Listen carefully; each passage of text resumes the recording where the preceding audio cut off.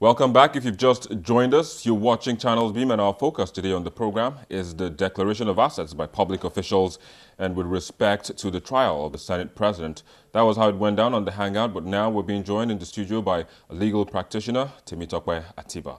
Tokwe, thanks for coming on the program this afternoon. Thank you, Victor. It's always a pleasure. Very well. Do you think this is a case of neither forgiven nor forgotten? Well, to an extent, maybe. But I think beyond everything, it's politics.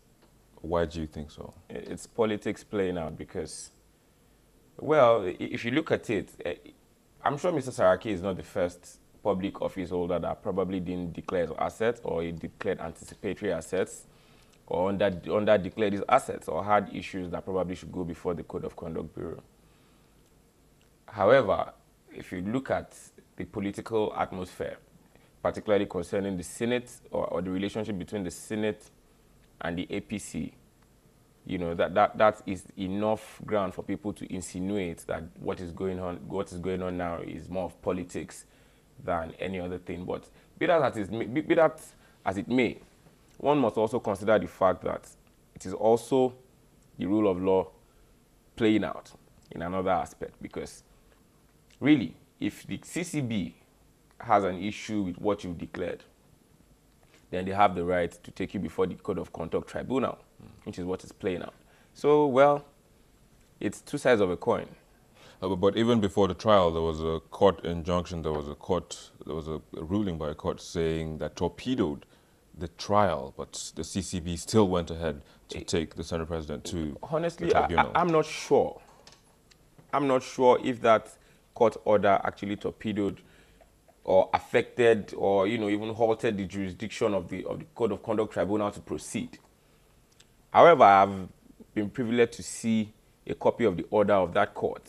And what I saw from the order, from the face of the order, was that the people mentioned in the order should come before the Federal High Court to come and show cause why an interim injunction restraining them from proceeding should not be granted. Now, the order to show cause and an order restraining the CCB or CCT from proceeding are two different things.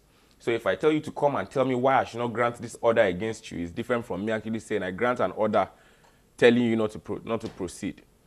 So as it is, I don't think what the Federal High Court did, with all due respect to the Federal High Court, was to halt the proceedings of the CCT yet. You know, we don't know what's going to happen on Monday. But isn't that a contempt of court? If you're being told to come, I think that's somehow a subpoena to come and state why it shouldn't be, and you don't come and then you go ahead. No. From the information I have, they were told to report on Monday. They were told to come before the CCT on Monday. I believe it's Monday. So it wasn't the same day as the sitting of the CCT. And then again, there are also some contentious issues as to the jurisdiction of the CCT and the Federal High Court. The questions are they courts of parallel jurisdiction? Can the Federal High Court actually summon the Code of Conduct Tribunal to come and show cause to it? You understand? So these are legal issues that I believe are still sub judice, and we should not, you know, totally make pronouncements on. But both of them are constitutionally provided. While one was not created or specifically listed as a court of superior record, both courts are courts that have been created by the Constitution.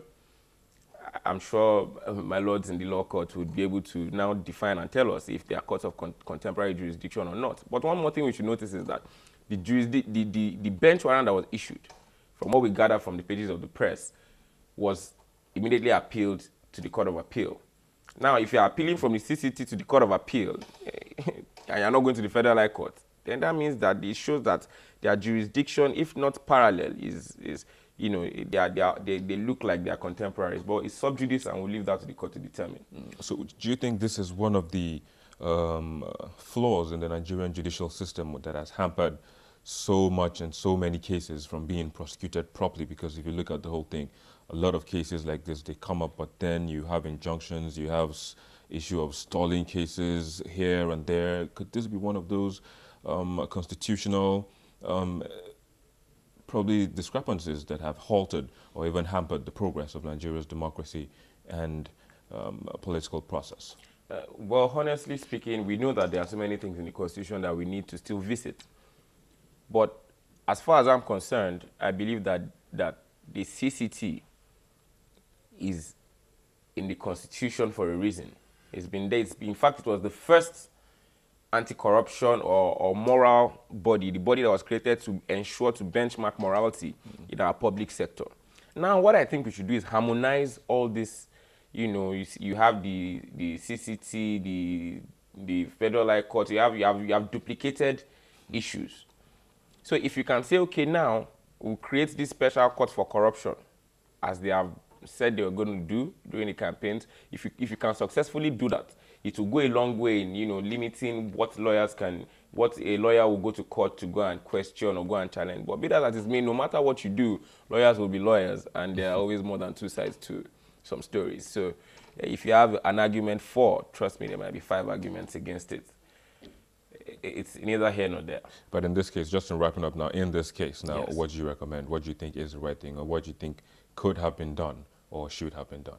What I think is that, well, first and foremost, with all due respect to the Senate President, I believe that the honorable thing to do when a court has not directly, expressly restricted another tribunal from sitting is to have appeared before the Code of Conduct Tribunal, taking his plea, and then if he had to apply for bail, of course, based on self-recognizance, that would have been granted to him without any hassle. It is at that point where you now say, if bail wasn't granted to him at that point, then you can now say there is a witch hunt, or there's a political undertone to it glaringly. But better that is me. If you don't have anything to hide, then you should as well just go before the law and let's hear your side of the story. We are sure that he's innocent until proven guilty. That's the position of our law. So, well, I think that solves it. Innocent until proven guilty. That's the part of the law, and also you're just restating that. Temi Atiba, legal practitioner, thank you for coming on the program this afternoon and sharing your thoughts. As always, we do appreciate them, and of course, do thank you once again very, very much. Thank you, Victor. But that's where we are. We take a quick break, and when we return, we do see your comments coming through our social media platforms. We'll be taking a look at some of them, and also review the most 5 videos watched on our YouTube channel in the past week. Please stay with us.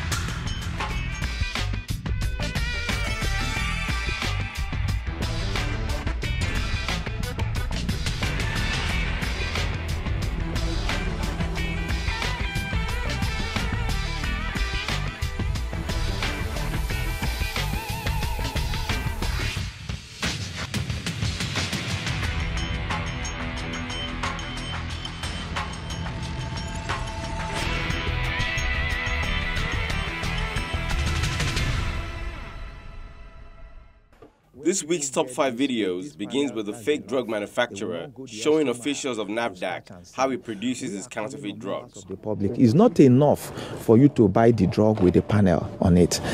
Go the extra mile by scratching and sending it to the number that is indicated. If there's no response, don't buy. At 4th spot is Nigerian musician Vic O, listening to production maestro Don Jazzy among his global fan base. Like Don Jazzy, yes, okay. Yes. You've met with Don Jazzy? Yes, yes, okay. Yes. In 3rd spot is Nigeria's president, Muhammadu Buhari, accepting the tag given to him by Nigerians and insisting he will go by that method to achieve his aim in government. And in some quarters now they are calling me Baba Go Slow. I am going to go slow and steady. 2nd is the video of the Nigerian Navy patrol team uncovering an illegal refinery in the Niger Delta region. So we are doing illegal bunkering when the naval people came this morning. So I went to see them what is the problem. So we were arrested and they destroyed the camp. Topping the charts this week is Nigeria's former president, Chief Olusegun Obasanjo, refusing to make a comment after being asked by a reporter minutes after holding a closed-door meeting with President Muhammadu Buhari. No joke.